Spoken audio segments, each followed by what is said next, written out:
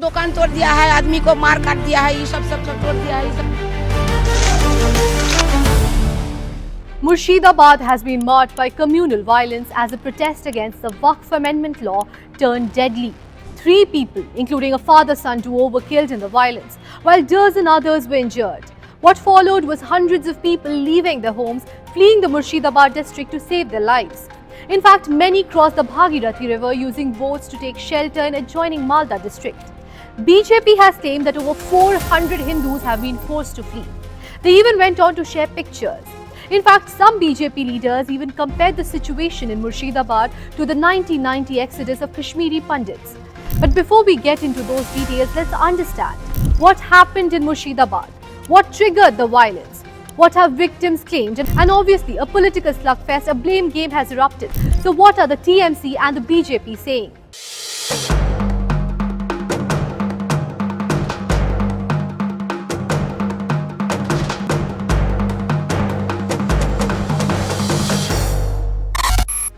On the 11th of April, protests against the Waqf Amendment Act erupted in several areas in Muslim-majority Murshidabad, including Suti, Dhulian, Jangipur and Shamsherganj. The protests soon spiraled into a communal violence.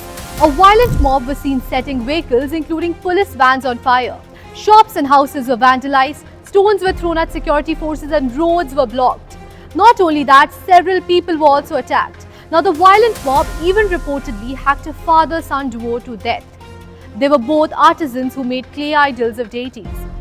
Several victims have recounted the horror, claiming that their homes and shops were targeted. दुकान तोड़ दिया है, आदमी को मार काट दिया है, ये सब तोड़ दिया है, ये सब चोरा के ले गया, लूटपाट करके ले गया सब कुछ।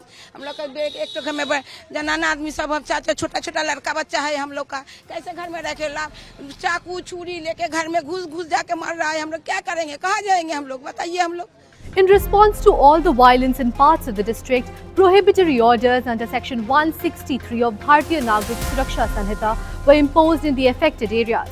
Internet services have also been suspended to prevent the spread of rumors and further escalation.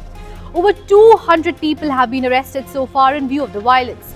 Now, the violence broke out over the Waqf Amendment Act 2025, which was passed by both houses of the parliament following extended debates. It received presidential assent from President Draupadi Murmu on the 5th of April and was officially notified, coming into effect on the 8th of April 2025. This act will bring significant changes to the administration and governance of Waqf properties across the country. Now, critics argue that the amendments imposed under the Waqf Amendment Act infringe upon religious freedoms and minority rights, leading to widespread concerns, particularly among the Muslim communities. In West Bengal, which has a substantial Muslim population, the act was met with strong opposition. Various groups organized protests to express their dissatisfaction. Meanwhile, Chief Minister Mamata Banerjee assured that the act would not be enforced in West Bengal. However, despite her assurance, demonstrations intensified, particularly in the Murshidabad district.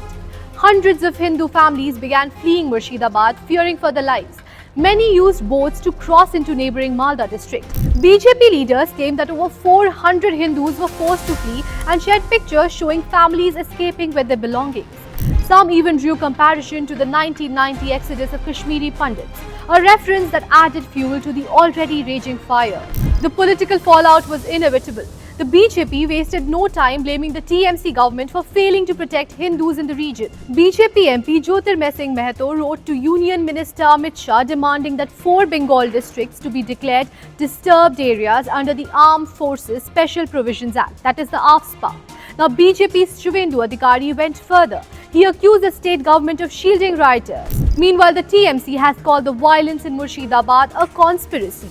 TMC leader Kunal Ghosh claimed that violence may be a part of a larger conspiracy involving selected elements from central agencies, a section of BSF and some political parties. Caught in the crossfire of this crisis is Yusuf Pathan, cricketer turned politician and Behrampur MP. Now, while most of the violence-hit areas are not in his parliamentary constituency, they are in close proximity. Amid the turmoil, Pathan posted a picture of himself sipping tea, relaxing and smiling. And that post did not go unnoticed. Social media erupted. Many questioned Pathan's silence on the issue and slammed the timing of his post as insensitive.